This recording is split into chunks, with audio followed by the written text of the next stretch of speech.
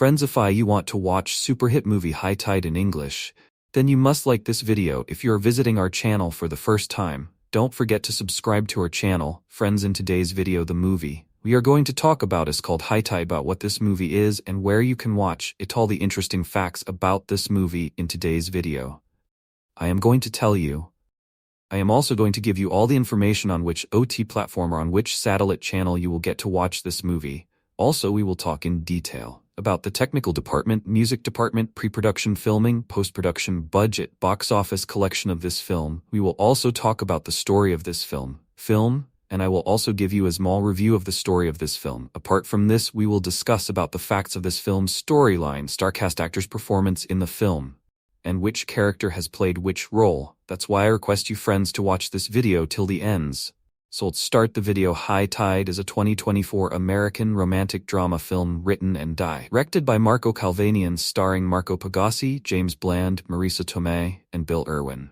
Cast: Marco Pigossi as Lorenzo, James Bland as Maurice, Marisa Tomei as Miriam, Bill Irwin as Scott, Sean Mahan as Bob Maya, Taylor as Crystal, Brian Batt as Todd Flaherty as Leslie, Carl Gregory as BJ, João Santos as Demo. Release: the film premiered at South by Southwest on March 9, 2024. It is set to be released in New York on October 18, 2024, followed by an expansion to Los Angeles on October 25th and select cities on November 1st.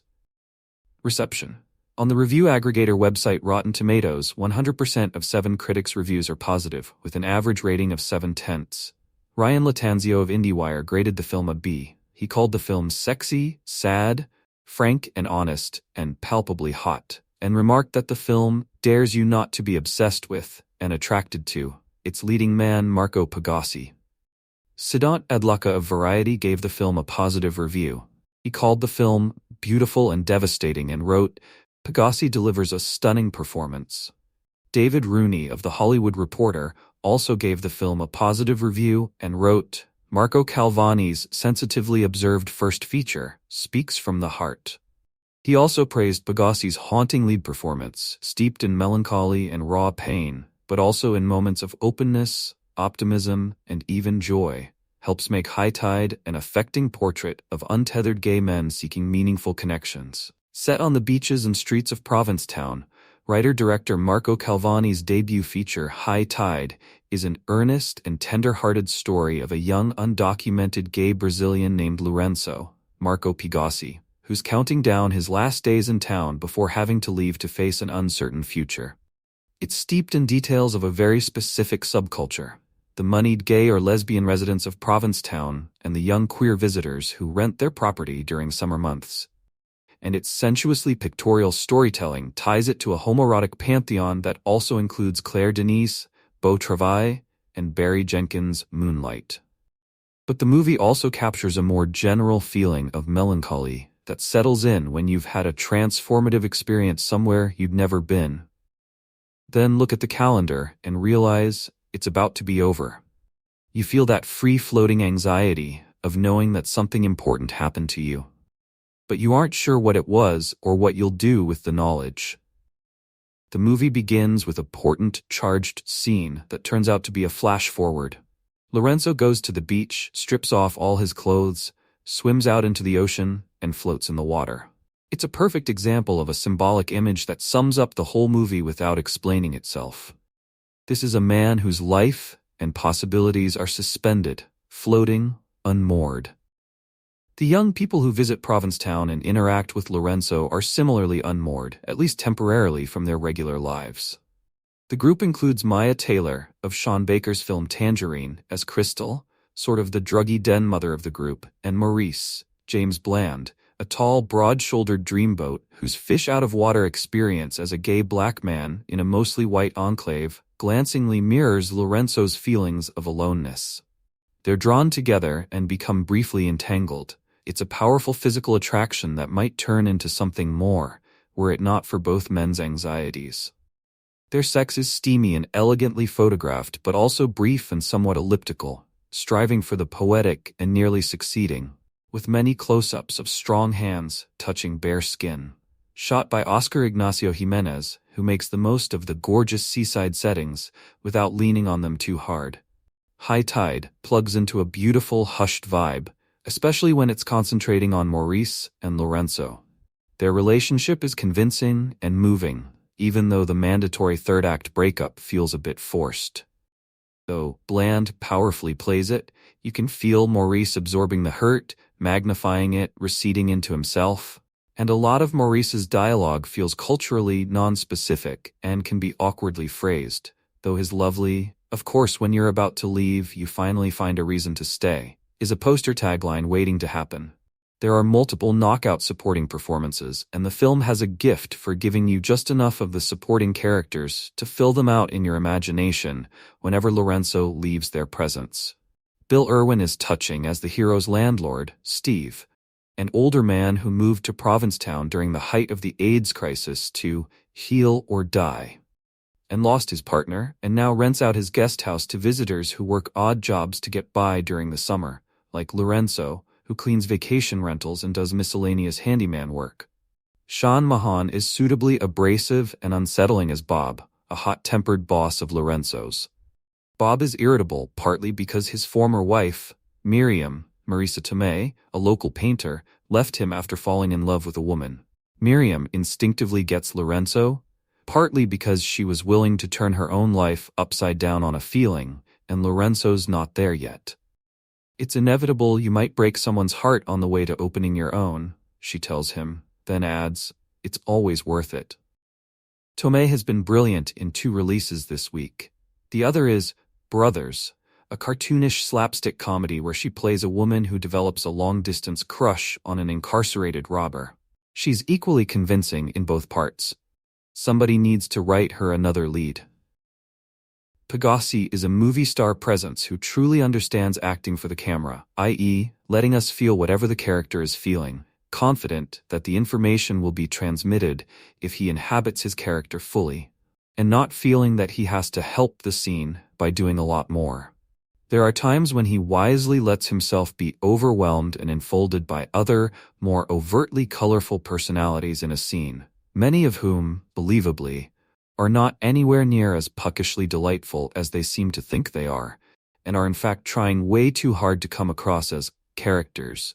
This is not a knock on the actors, who are excellent, but a compliment to the writing. In such scenes, the eye is always drawn back to Lorenzo and his beautiful yet haunted face as he tries to sort through conflicted, often unsettled feelings while failing to hide the struggle from onlookers. One of the most memorable shots in the film is a slow zoom towards a silent Lorenzo as he sits center frame at a dinner table with Steve and his guest Todd, Brian Batt of Mad Men, a too solicitous lawyer who was invited over in hopes that he could fix the hero's immigration issues and help him stay in the States. There's a lot going on in here at the level of plot and scene setting/background, and some gentle satire as well, with the older men discussing what all the letters mean in Provincetown's work-in-progress LGBTQIAP+ museum. Todd particularly dislikes the Q. But there's also a subtle lament that such a person might decide Lorenzo's fate, an astute analysis of anthropologically exact types of people who would never think of themselves as types. Pigossi's face draws everything together, lending weary realism to the scene's journalistic tendencies. High Tide might be too unfocused for its own good, and there are times when it feels more like a series of anecdotes than a fully satisfying narrative. A picaresque tale that stays in one place instead of traveling. But this slight feeling of incompleteness is common to first features, which are mainly a presentation of a filmmaker's style and themes. They succeed on an implicit, bold promise that the voice is rich enough to sustain through more films. That's definitely the case here.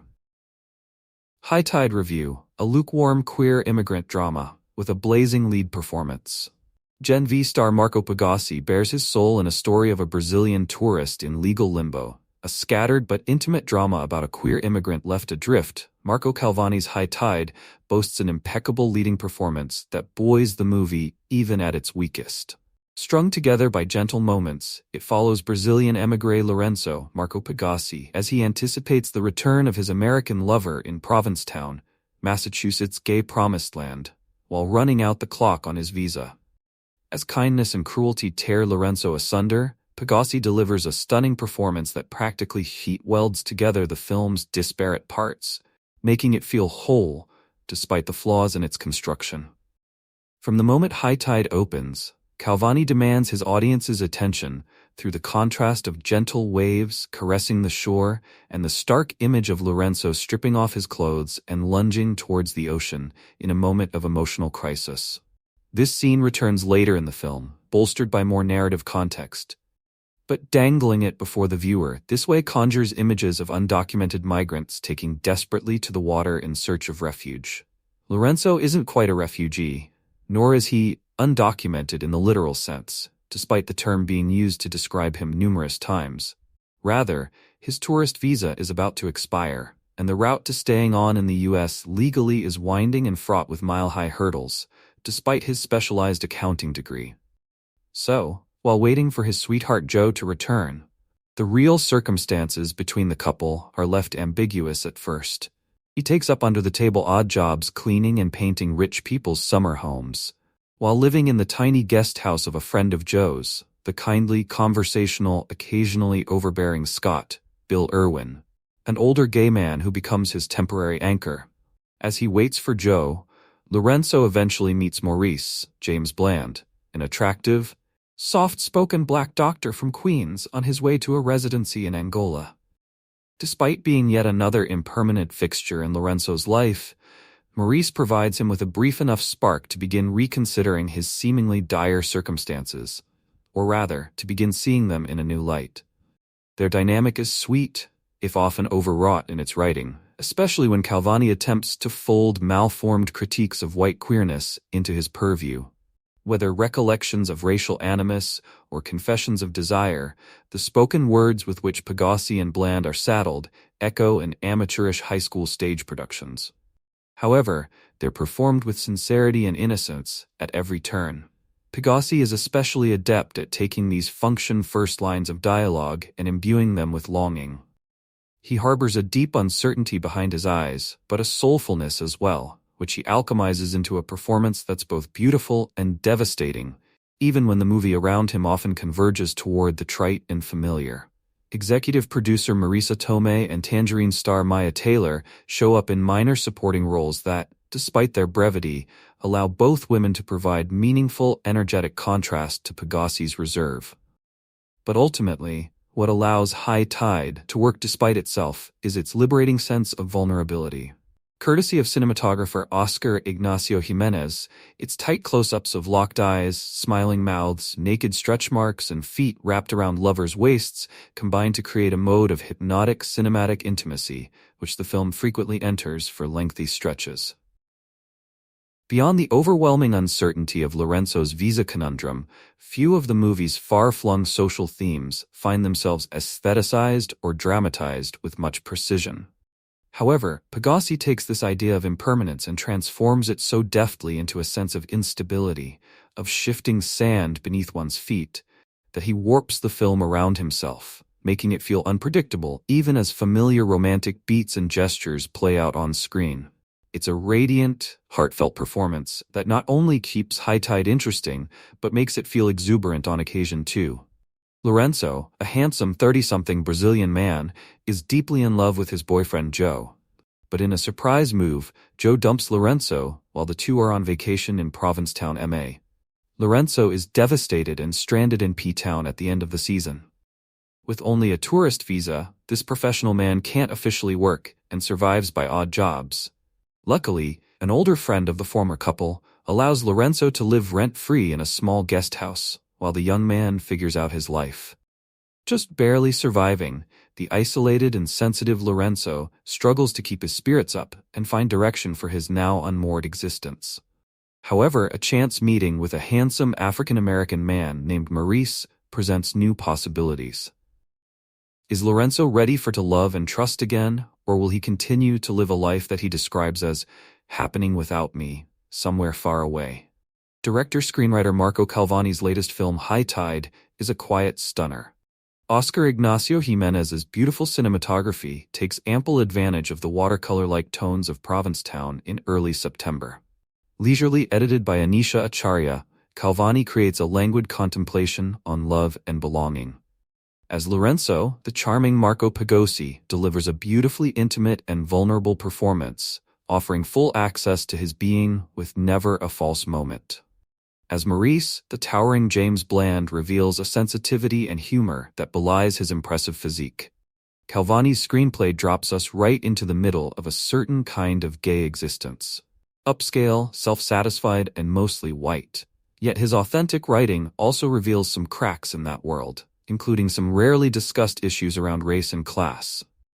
Oscar winner Marisa Tomei, also an executive producer, does a lovely turn as a woman who befriends Lorenzo, not too far out of a relationship herself. Overall, High Tide is a lovely film that takes its time in finding its way to a potentially happy ending. Just like Dear Lorenzo. A refreshingly lovely trip to Provincetown. Posted on April 12th by Seen Before. Before we begin this review, you may notice that compared to some of my other reviews, this one is not exactly as visually heavy or varied as some of my others. That is because this film is technically not out yet. I got to see it at South by Southwest this year, at which point there were no trailers or marketing for the film. That is still the case now. So if this post looks jarring, that is because I am working with what's available. With that said, enjoy the review. High Tide is written and directed by Marco Calvani, a better half, The View from Up Here, and stars Marco Pigossi as Lorenzo. In this slice-of-life drama, a queer undocumented Brazilian immigrant living in Provincetown, Massachusetts, questions his purpose. I am a proud Bay Stater. I was born in Melrose, Massachusetts, grew up one town north in Wakefield, went to college in Newton, and currently work in Boston. I also enjoy the occasional trip to Dunkin', a good ball game at Fenway, and a fine round of candlepin bowling. Despite living in the Bay State all these years, I have probably been to Cape Cod maybe 6 times in my life. The last time being 2015. While that may be more than some people, this is something I consider to be a weak spot of mine as a New Englander given how big of a destination it is to some people around here. Safe to say, I have never visited Provincetown. This brings up my first and perhaps biggest positive of High Tide. This movie practically took me on a vacation. The overall look of High Tide is stunning. There is almost no other way to put it. Obviously, Provincetown is a beachy area at the tip of Massachusetts, so there is no doubt it is going to look nice. Getting pristine shots of a town by the water can sometimes be a layup, but everything in the frame felt completely atmospheric. From the opening shot of the film, I thought I was in the middle of the ocean. It practically commands your attention and begs you not to look away. At times I felt like I was on the beach. I was in the middle of town. I was feeling a calm breeze. Each location delivered a great mix of immersion and beauty. If I had to point out one thing, though, sometimes the imagery looked a little darker than I anticipated. I watched the film in a theater I have never been to before. So for all I know, it could have been the quality of the projector. But it does not change the fact that what was on screen enchanted yours truly from start to finish. Genre-wise, High Tide is best described as a romantic drama. It is wholeheartedly serious from start to finish, but there is an endless pinch of innocence in its storytelling. Even when dealing with heavier issues, there is always a sense of lightheartedness in the background. Never once does the film sway too far in one direction or the other, nor do the tones clash to the point where everything feels overdone. And it feels weird to say that the movie feels lighthearted, but it does, because the reality of the film is that it centers around a man who is dealing with extravagant issues. Many great protagonists have their obstacles, and Lorenzo is no exception. His visa is about to expire. He has a distant lover. But even when these issues are brought into the fray, the film delivers a calming vibe that fails to escape my mind. In fact, if I had a critique to name, if you can call it one, I would almost argue the film is almost too light given what it deals with sometimes. But a positive experience is a positive experience. I like to feel good. Who doesn't? I am not complaining all that much. But perhaps one of the big reasons why my mind is in a state of calm within a sea of troubles, kind of like our protagonist at times, is the romance he has with a character by the name of Maurice, played by James Bland. This is my first James Bland anything. Movie, TV show, you name it. I hope to see him in more material soon, because he knocks his performance out of the park. I doubt Bland is going to win any Oscars, but there is a subtlety to his presence, his actions. There is something about his time on screen that emits perfection. The reality is, when it comes to movies heavily revolving around romance, if the chemistry does not click between the two leads, then it is difficult for me to buy into their relationship. Maybe even root for them. Shout out to anyone but you for breaking my brain several months ago. Although in terms of chemistry, this movie hit the jackpot. There's a simple moment with these two in a bedroom right next to each other that brought forth such a charming vibe out of both of these characters. Marco Pigossi and James Bland work individually, but when put together, they bring out the best in each other. Of course, these are also two physically attractive men, so I am sure that helped certain scenes to some degree. However, I wonder how well this film will actually do by the time it comes out. The film is very well done. It is a stellar feature debut from Marco Calvani. In fact, the only actor I could tell you I knew who they were before going to see this movie was Marisa Tomei, who also serves as an executive producer. By the way, she does a good job in this film. The reality is, there are not many recognizable names. The names do not need to be big for me to get in the door, but I understand this reality is not the same for everyone. So it is my duty as someone who saw this film to tell you that it is worth watching when it comes out. It is a film that, based on my experience, definitely handles serious topics, but it did so in such a way that failed to make me feel overly awful or icky. Even when things were tough in the forefront, there is a sense of joy in the background. As a slice-of-life picture, High Tide is completely watchable and worth your time. As I said in the start of this review, one of High Tide's strengths is its ability to take me somewhere beautiful. In this case, Provincetown. But when you consider the phenomenal chemistry between the two leads, the overall vibe of the picture, and how our characters handle their situations, sometimes it goes to show that it is not about the destination, it is the journey. And as far as the journey goes, the movie certainly delivers a fine one. In the end, High Tide is probably not going to be the movie I will hail as this year's top dog, but it is one that I am glad I went out of my way to see at South by Southwest this year. It deals with several tones in such a way where nothing feels tangled or overwhelming. The cinematography is immaculate. The story and characters are a delight. I have no idea when this movie is going to have a wide release, but whenever it comes out, I recommend giving it a watch. I am going to give High Tide a 7/10. High Tide premiered at South by Southwest this past March. No official future release date or schedule has been given. Thanks for reading this review. My next review is going to be for Kung Fu Panda 4. I love the Kung Fu Panda franchise.